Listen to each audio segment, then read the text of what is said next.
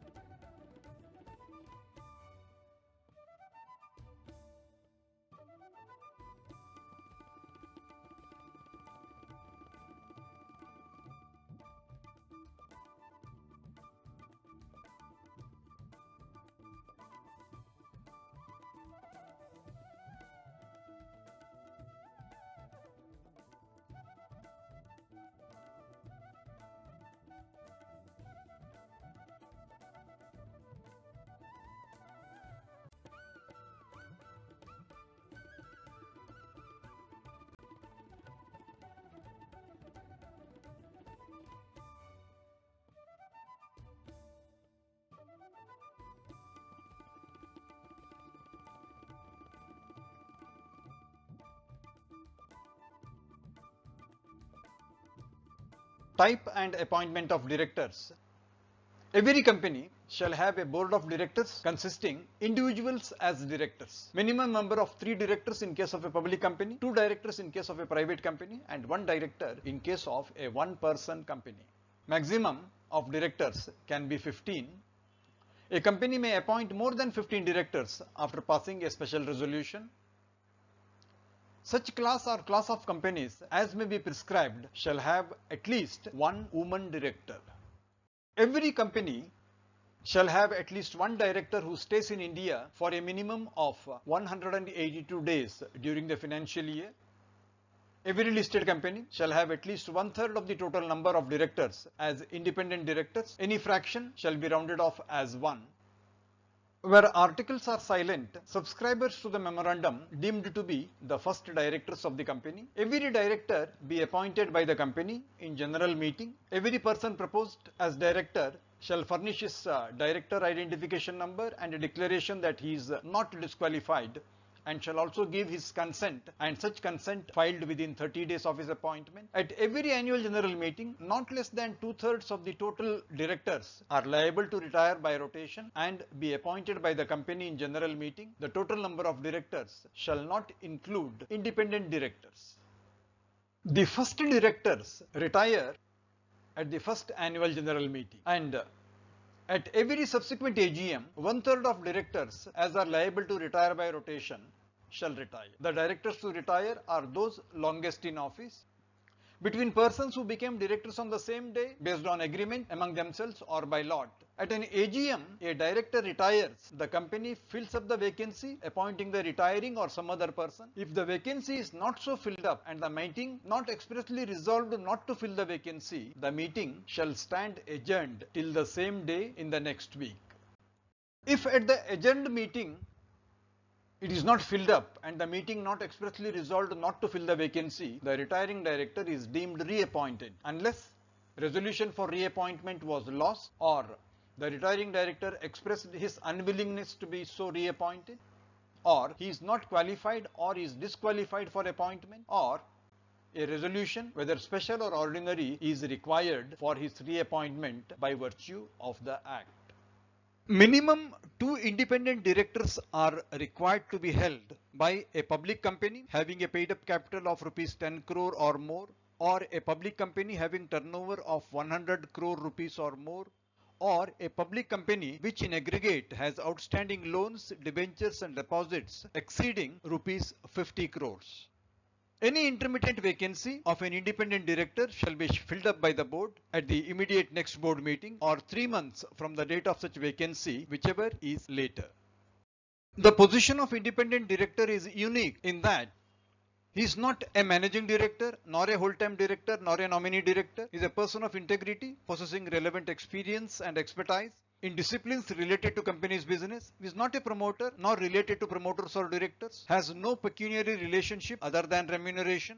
Neither himself or relatives hold position of a key managerial personnel of the company, and none of his relatives is holding any security of or interest in the company, nor is he or they indebted to the company. An independent director is not attracting provisions on retirement by rotation.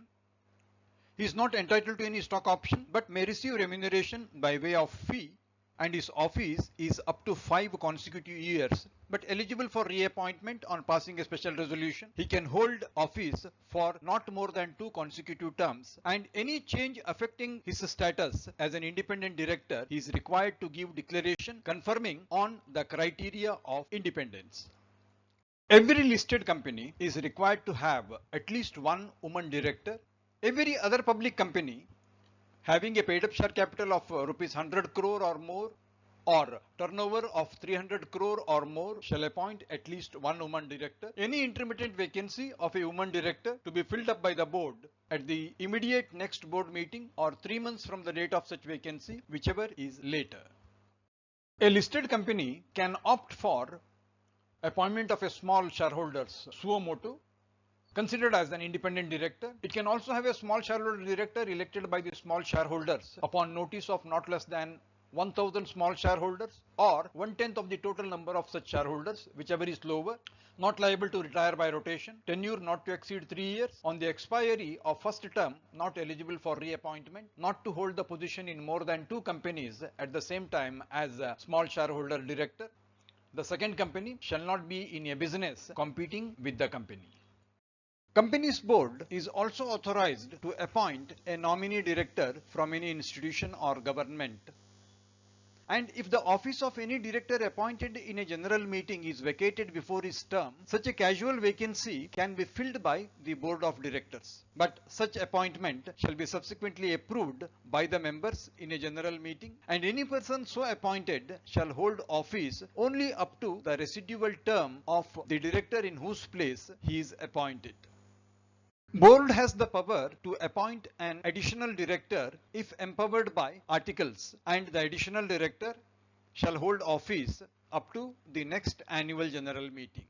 Board can also appoint an alternate director if authorized by articles or by a resolution of general meeting, and such alternate director shall act for a director during his absence for a period not less than 3 months from India, and he shall vacate when the director returns to India.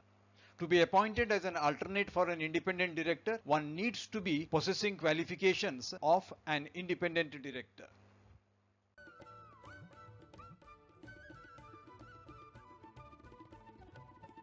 Directorships, including alternate directorships, not to exceed 20 at the same time. Maximum number of public companies shall not exceed 10. And members by special resolution are at liberty to specify lower number of companies in which a director of the company may act as a director. Disqualification specified under section 164. Unsound mind declared by competent court, undischarged insolvent or applied to be adjudicated insolvent, application is pending, convicted by a court and sentenced to imprisonment not less than 6 months, order disqualifying passed by a court and the order is in force, and he has not paid any calls and 6 months have lapsed from the last day fixed for payment of call, or convicted of offence related to related party transactions during the preceding 5 years. A director is not eligible to be appointed or reappointed for offence committed by the company where the company has not filed financial statements or annual returns for a continuous period of 3 financial years, or has failed to repay deposits, debentures or interest thereon, or pay dividend declared, and failure continues for 1 year or more. And in respect of a private company, articles can provide for any additional disqualifications for appointment as a director. Vacation of office results from section 167, where a director incurs disqualification specified in section 164, absents all meetings during 12 months, or contravenes section 184 relating to entering into contract in which he is interested, or he is disqualified by an order of a court or a tribunal, or he is convicted of an offence and sentenced to imprisonment for not less than 6 months. Vacation of office also results when he is removed in pursuance of the provisions of this Act, or having been appointed by virtue of his holding any office or other employment, he ceases to hold such office or other employment in the company. A private company may by its articles provide any additional grounds. Where all directors vacate their offices under any disqualification, the promoter or the central government shall appoint the required directors to hold office till directors are appointed by the company in the general meeting. A director may resign by giving a written notice to the company, and the board shall take note of it and make the necessary filings with the registrar of companies. The fact of resignation will be incorporated in the report of directors to be presented in the immediately following general meeting. Resignation takes effect from the date received by the company or the date mentioned in the resignation. Director is also eligible to forward a copy of his resignation to registrar within 30 days. Pursuant to section 169, a director may be removed by ordinary resolution after giving opportunity of being heard. A special notice is required to remove a director or appoint somebody at the meeting he is removed. The provision will not apply in respect of directors appointed by principle of proportionate representation. On receipt of notice to remove the director, the company copies the director and he shall be entitled to be heard at the meeting. Where the director makes a representation and requests notification to members, the company shall do so. If copy is not sent, the director may, besides his right to be heard orally, require his representation to be read out at the meeting. If the company approaches tribunal stating circulation is being used for getting undue publicity and tribunal accepts company's view, representation need not be sent nor it be read out at the meeting. Vacancy created by removal may be filled up by appointing another person provided special notice has been given. Else, it can be filled up as a casual vacancy. The new incumbent will hold office till the residual tenure of his predecessor.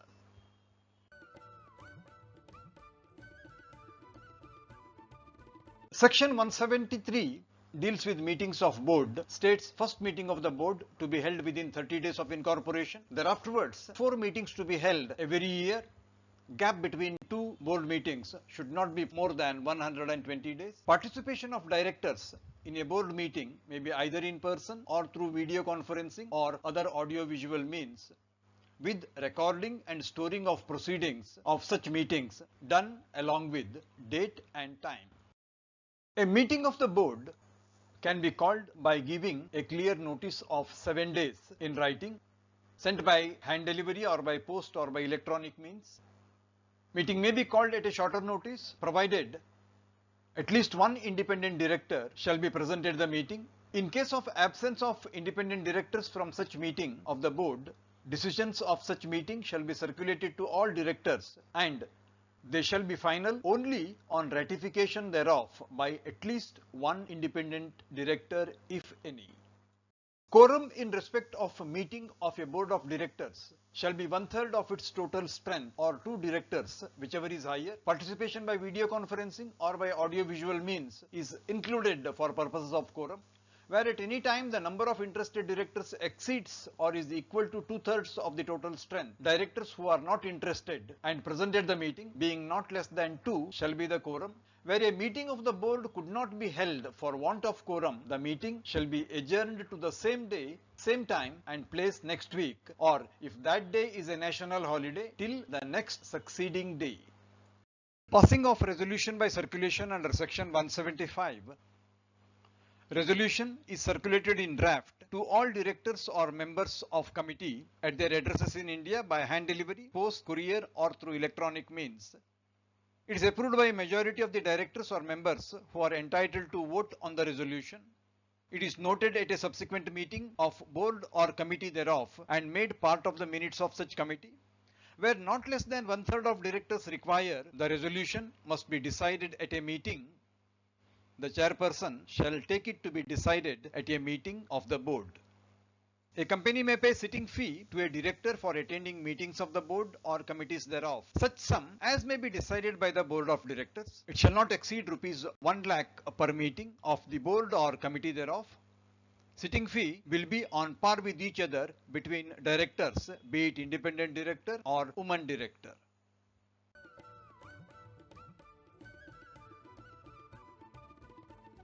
The board of a listed company shall constitute an audit committee comprising of a minimum of 3 directors with independent directors forming a majority, looking into remuneration in terms of appointment of auditors, review and independence of audit process, examination of financials, approval of transactions with related parties, scrutiny of intercorporate loans and investments, valuation of undertakings or assets of the company, evaluation of internal controls and risk management systems, and monitoring and use of funds raised through public offers. Audit committee shall have authority to investigate any matter in relation to the items referred to it by the board. An audit committee can make an omnibus approval for related party transactions subject to conditions. Where audit committee does not approve the transaction, it shall make its recommendations to the board. The auditors and the key managerial personnel shall have the right to be heard in meetings of the audit committee. Where board not accepted recommendation of the committee, it shall disclose it in the report along with its reasons. The board report under section 134 shall disclose the composition of an audit committee. Every listed company shall establish a vigil mechanism for directors and employees to report genuine concerns. A nomination and remuneration committee pursuant to section 178 can be formed by the board of directors of every listed company, consisting of 3 or more non-executive directors, out of which not less than 1/2 shall be independent directors. It shall identify persons who are qualified to become directors and who may be appointed in senior management. The committee shall specify the manner for effective evaluation of performance of board, its committees and individual directors. It may recommend to board a policy on the remuneration for directors, key managerial personnel and other employees. Salient features of the policy along with web address of the policy, if any, shall be disclosed in the board's report.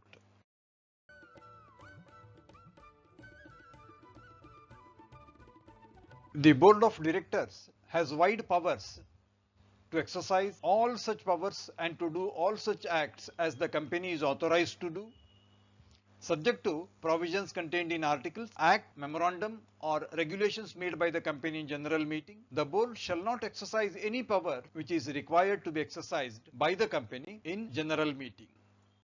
Board has wide powers to exercise in its meetings by means of resolution, to make calls, to authorize buyback, to issue securities, to borrow monies, to invest funds, to grant loans or give guarantees, to approve financial statement and board's report, to diversify business, to approve amalgamation, merger or reconstruction, and to take over or acquire substantial stake in another company. Of its powers, the board by a resolution may delegate to MD, manager or a committee of directors or any other principal officer 3 powers: to borrow monies, to invest the funds of the company, and to grant loans or give guarantees subject to limits to be specified. There are 4 specific powers which the board can exercise only subject to the consent of the company by a special resolution: to sell, lease or otherwise dispose of the whole or substantially the whole of the undertaking of the company, undertaking wherein investment exceeds 20% of its net worth or it generates 20% of its income, to invest otherwise than in trust securities compensation received from any merger or amalgamation, to borrow money where borrowings exceed aggregate of its paid up share capital, free reserves and securities premium, and to remit or give time for repayment of any debt due from a director. A non-government company in existence for not less than 3 financial years may contribute any amount to any political party. Such contribution can be made directly or indirectly, shall be authorized by a resolution passed at the meeting of board of directors. Every company in its profit and loss account shall disclose the total amount contributed during the financial year. It shall be made by an account payee check, bank draft, or by use of electronic clearing system through a bank account. Expenditure on advertisement in any publication where such publication is by or on behalf of a political party or for advantage of a political party shall be deemed to be a contribution for a political purpose.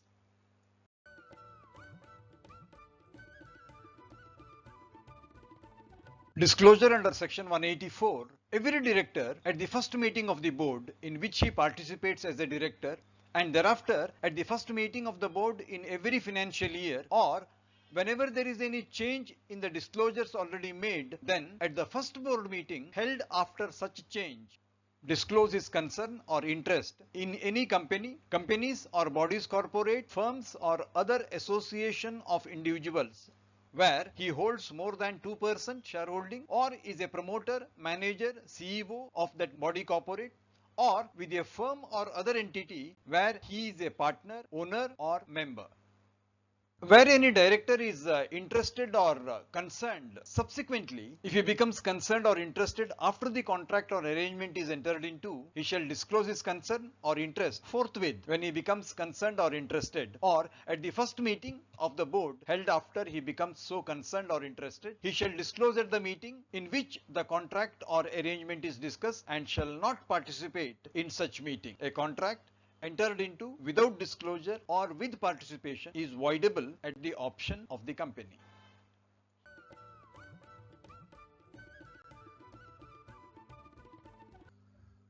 No company shall advance any loan or give any guarantee or provide any security for any loan taken by a director of the company or of a company which is its holding company or any partner or relative of any such director or any firm in which such director or relative is a partner, with the exception where a special resolution is passed by the company in general meeting and the loans are utilized by the borrowing entity for its principal business activities. The restrictions on loans to directors is not applicable in 3 specific cases. 1. For giving of any loan to a managing or whole-time director as a part of conditions of service as per a scheme approved by the members by a special resolution, or a company which in the ordinary course of its business provides loans or gives guarantees or securities, or any loan made by or guarantee given by a holding company to its wholly owned subsidiary for utilization by the subsidiary company for its principal business activities.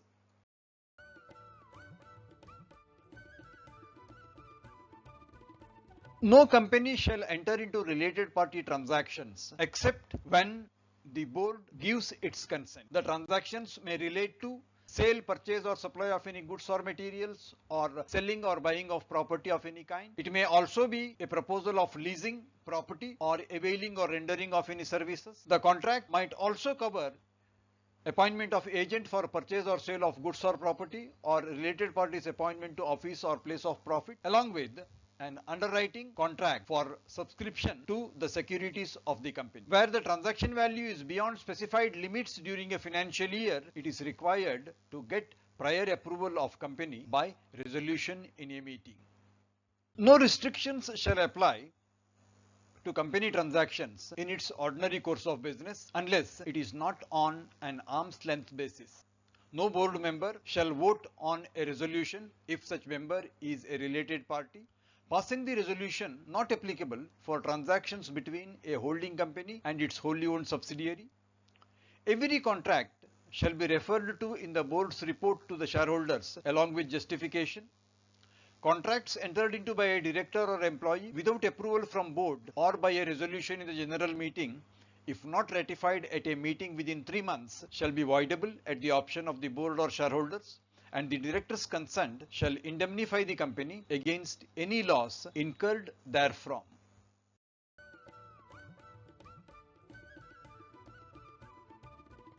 Guidelines in respect of appointment of managing director, manager or whole-time director. No coexistence of managing director and a manager. Term not to exceed 5 years at a time. not to employ one who is below 21 years or attained 70 years, beyond 70 permitted by passing a special resolution, who is an undischarged insolvent or has at any time been adjudged so, or has suspended payment to his creditors or made a composition, or at any time convicted and sentenced for more than 6 months. Section 197, ceiling on managerial remuneration. A public company shall not exceed 11% of net profits. Under section 198, company in general meeting may authorize exceeding 11% subject to provisions of schedule 5. Except with the approval of the company by special resolution, the remuneration shall not exceed 5% of net profits to any one of managing director, whole-time director or manager. If more than one, not to exceed 10% to all such directors and managers taken together. Remuneration to directors not to exceed 1% of net profits if there is an MD or WTD or manager, 3% otherwise.